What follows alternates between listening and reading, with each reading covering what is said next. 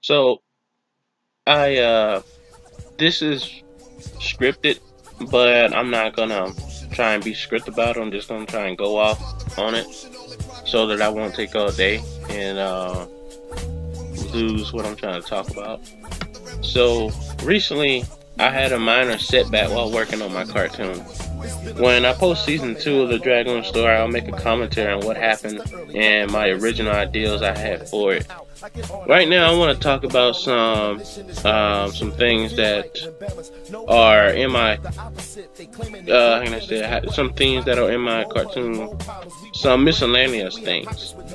That's not important, just stuff to clear up in my fan fiction and some other things for now. But right now, I just want to talk about some stuff that just don't get explained.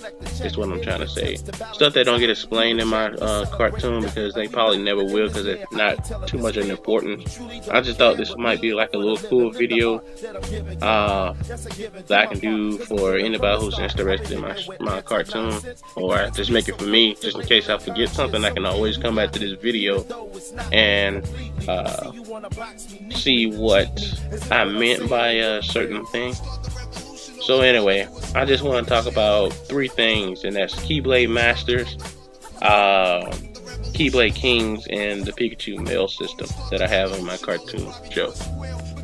And I'm not gonna spoil anything. All this stuff that I'm gonna say is just stuff that's not gonna be really addressed in the show, so it's free to learn if you'd like. So the Keyblade Masters, there's 15 of them. There's number 1 is the Master of Masters, 2 Era, 3 Ace. Sorry, that's my phone going off. 3 Ace, 4 Envy, 5 Gula, 6 Ava, 7 Luxu, 8 Yen Sid, 9 Master Moogle, 10 Master Joe, 11 Mike, 12 Lola, 13 Miku, 14 Xena, and 15 Demetrius. Now, I wanted my fan fiction to be set before the events of Birth by Sleep. I didn't want to touch any part of Sora or Xehanort's story, so that means I have the history of the Keyblade War and Master Yen Sid as a Keyblade Master set before Mickey Mouse came before training. If you confuse what I just said, I'm saying that my fan fiction has nothing to do with Sora or Xehanort. So in that case, I wanted it to be its own kind of thing where I can set my own rules and mold my own story. That way I can have the Master of Masters and all his students listed as Keyblade Masters, and right under Yen Sid is my own characters. So before I talk about these masters, I wanna say I'm not spoiling anything again. This video is to explain things that will not be mentioned in the story because it's not important enough to like come across or address in the story. So skipping to the 9th Keyblade Masters on only my characters that I created, down to 15. So the 9th one is Master Moogle. So with Master Moogle, no, it's not a Keyblade wielder. Yes, it is a master, rather filling in for the lost master of the original 9th Keyblade Master. The 9th Keyblade Master, he turned into a Keyblade King. We'll talk about kings in a little. As the 9th Keyblade Master, he set order for the next line of Keyblade Masters, making the ideal of having schools for Keyblade wielders and how to go about running them. He also came up with the idea of having Keyblade Masters meetings whenever something big and important comes up, so that they can, handle it. They need to have meetings.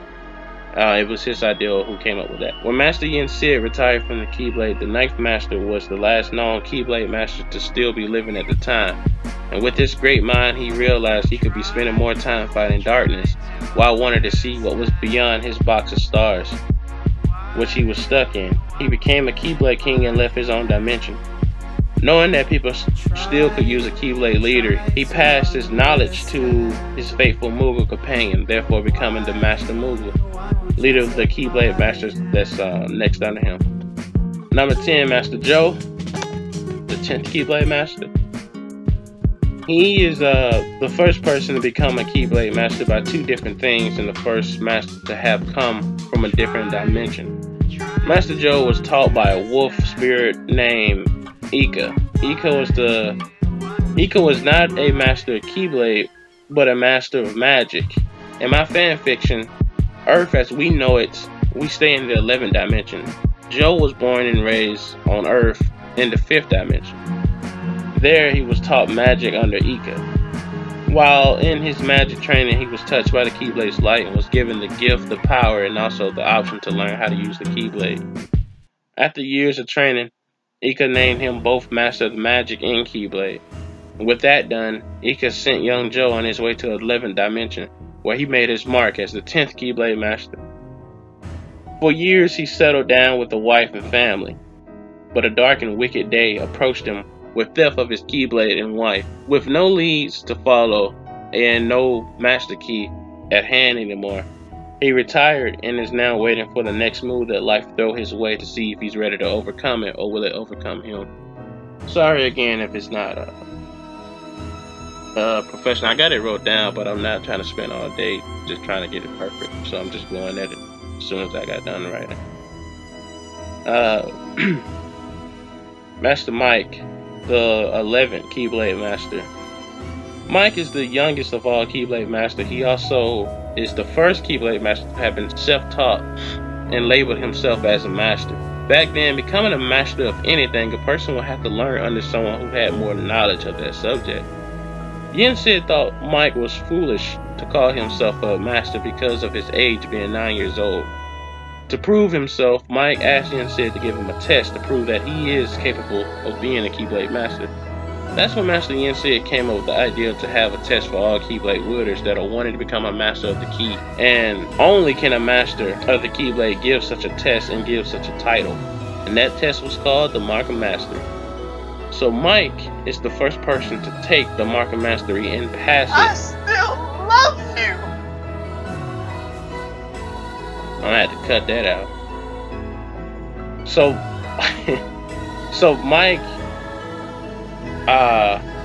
Mike is the first person to take the Mark of Mastery and pass it at just 9 years old. When he turned 29 years old, he defeated the Blue Zinto Dragon, gaining the Zinto power of water. Now, with every Zinto Dragon, if you defeat one, you gain the Zinto power, and you also are granted 2 wishes. Mike, for his first wish, was to become young forever. And that wish made him 9 years old again until he dies. His second wish was for all his family and more to come to be rich. And that wish caused a terrible outcome for his nephew in the future, Takumi. Takumi's parents was cheated out of their fame and became homeless. With no way of supporting Takumi as a baby, they gave him to the rich. With the rich, gave him to the trash. Mike finds him and takes him in until Takumi grows up and leaves him to train under a different master, Master Xena. Not before giving Takumi the Blue Zinto. Master Mike is also the person who came up with the Pikachu mail system, only for Keyblade wielders and magic users. Number 12, the 12th Keyblade Master, Lola. Lola is the first Keyblade Master that is not human. She is a super advanced android created by Dr. Eggman. She is an unfinished project that was being built as a secret weapon to fight against Sonic the Hedgehog. Sonic had defeated Dr. Eggman before he could finish her. His work was lost in an explosion, never for him to see it again. The explosion caused the robot to activate itself. With the super intelligent mind that Dr. Eggman programmed into it, the robot was able to continue working and fixing on itself. Eventually, it was able to walk around and wonder what was its purpose. Dr. Eggman had programmed the robot to create black holes, which he was going to try and use to trap Sonic in a different world. When the robot was able to open one, she went through where she found help from Mo, the creator of all the modes from Adventure Time. Getting help from him and making her body look more human-like, she picked her own name, which was Lola. Mo tells her that she has tools in her body to protect people. Lola liked that idea and used her ability to use black holes as traveling, learning all she could about protecting people. When she caught word in sight of the Keyblade, that's what she wanted to do. With no heart, it was rather hard for the Keyblade to pick her. Lola, while finding out that her life runs on a battery that only can be charged by sucking in any kind of power source by accident, she took a Keyblade wielder's life by sucking in his soul. But with that, Lola was able to call a Keyblade for her own. With that power, she took the Mark of Mastery by Yen Sid, and she was passed. She passed it as a robot.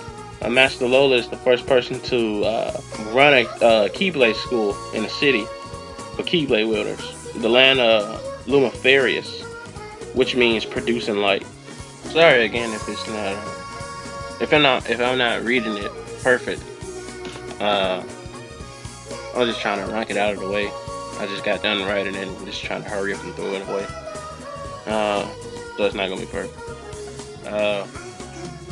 So 13, Miku, the 13th Keyblade Master, he's the most normal Keyblade Master who used to be a student that had a normal background with only a goal of becoming a Keyblade Master and running his own school and city.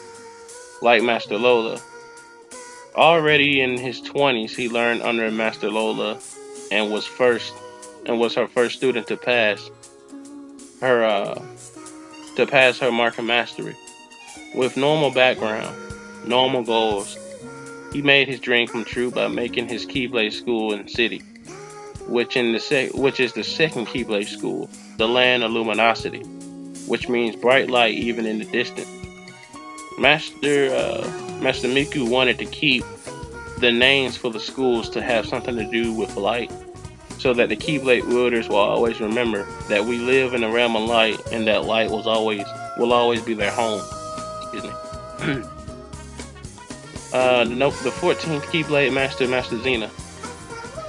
Xena used to live before the Keyblade War with her family. When her mother got sick and died, her father committed suicide, leaving his 3 daughters to face the Keyblade War. Master Ava gave the 3 of them opportunities to become dandelions to travel past the Keyblade War. While in the process of moving to the future, Xena's sisters left her to fight in the Keyblade War. Xena awoke years into the future at Master Yen Sid's doorstep.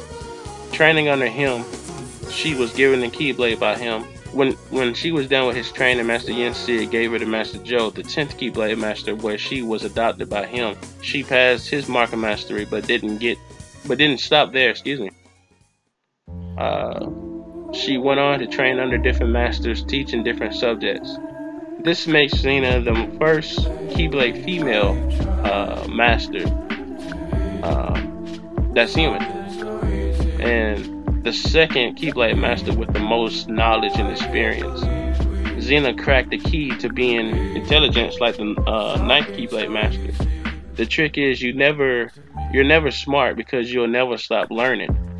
To become smart, you must know all, be all, and ready to answer any questions in seconds, with no delay. When Xena knew that she was ready to play her dream of running the next Keyblade school, she planned far ahead of the game so that she could predict any action that could come her way. It took her 3 years for her to get done planning every outcome that could happen and every move that she should make next. And she was ready. Master Xena runs the 3rd and for right now the last Keyblade school, the land of luminous, which means shining bright no matter how dark it is. And last, Master Demetrius, the 15th Keyblade Master. Demetrius is the first black male not to become a Keyblade Master, but to take the Mark of Mastery and pass it and become a Keyblade Master. He is also the first one to have been born by a Keyblade Master. Master Joe, the 10th Keyblade Master. The Keyblade came naturally to him while training under Master Joe. When he lost his mother to the darkness and his father lost his Keyblade getting stolen, he stopped at nothing to get that back. He trained every day under his dad, and when alone, he would self-teach himself new abilities. He was tricked into giving into darkness in order to save his mom, only to have his heart taken from him by an unknown person. Dead at this point, his body had fallen into the realm of darkness, where his mother, who was lost in, found him. She carried him until the point where she ran into the red Zinto dragon that lives in that realm of darkness. She gave her life fighting the dragon. Before she could die, the Zinto dragon granted her 2 wishes. Her first wish was to give Demetrius her heart so that he may live again. Her second wish was for him to return to the realm of light. Demetrius was found by Josh, Demetrius' best friend, only to awake 1 year later. When he awoke, he was 3 years in the future from where he had fell into the realm of darkness. He also learned that his stepsister was killed and had left him a promise to keep. That promise was to look after her newborn baby, Lavarius. Keeping that promise, Demetrius had fell behind in his training, but was still able to pass on as the next 15th Keyblade Master. When Demetrius was born, he was born with the red Zinto, which his mom had, which she gave to Master Joe by intercourse, which gave Demetrius the Zinto power by birth. When Demetrius gave in to the darkness, he unlocked the Zinto power in his body, which now allows him to use the red Zinto power with no limitation. Next thing I want to talk about are Keyblade Kings. As of now, there are only 10 of them. The first Keyblade King is King First. The second is Foxy. Third, Mallory. Fourth, Nicotine. 5, Yatarno. 6, Tino. 7, Lash. 8, Speedy. 9, the Ninth. 10, Zoto. Keyblade Kings are wielders that fight the darkness in every world in their dimension. The Keyblade takes them to where they are needed most. And at this point, a Keyblade King has learned how to use the Keyblade that nobody else can, and that is to use their Keyblade as a compass of need. A king is given a castle on any planet of their choice, where people can always ask for requests and tasks that are worthy enough for a king. Alongside of getting a castle, they will be given disciples that follow their every command. In order to become a king, it is unknown. It is said in books that the first Keyblade King has eyes on every Keyblade student and master to see if they're worthy enough to take the next number as king. If that person is, then they will be called upon. Every Keyblade King has a crown, and that crown is burned over their heads. That is their title number. It also gives them a buff in battle to raise all stats. Each of the 10 Keyblade Kings protect their own dimension. The number they are titled with is the dimension they are tasked to protect. Kings are set in stone. They are not to be challenged by other Keyblade wielders. That is considered a crime, and such a person will be called a traitor. The Keyblade Kings, also like Keyblade Masters, they get their own Master Key, but it's called Royal Keyblades. The Royal Keyblade is very special compared to the other Keyblades under the X-Blade. They are heavy to any other person but the king it belongs to, and the Keyblade are made to fully respect the wielder. These Keyblades can open realms easily, and just like the King's crown, they give the same buff to boost in every step. Defeating a Keyblade King is almost near damn impossible, and Keyblade wielders must respect them because Keyblade Kings have powers over them. A Keyblade King has the ability to take a Keyblade from a person completely. They also have the power to downgrade a Keyblade Master back to a normal Keyblade wielder. They have the power to lock Keyblade schools so that nobody can enter or find it.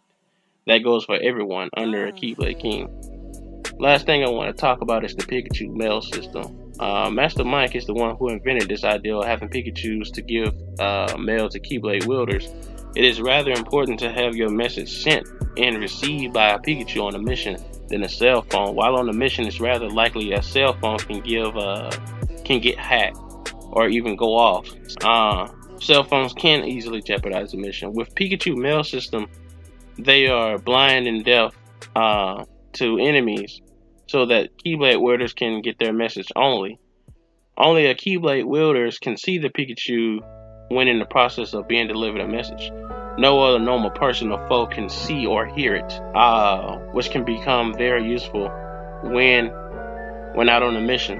To a Keyblade wielder, when a Pikachu is transporting to them, they are able to see a diamond that appears, then a quick flash of light that fades, revealing the Pikachu.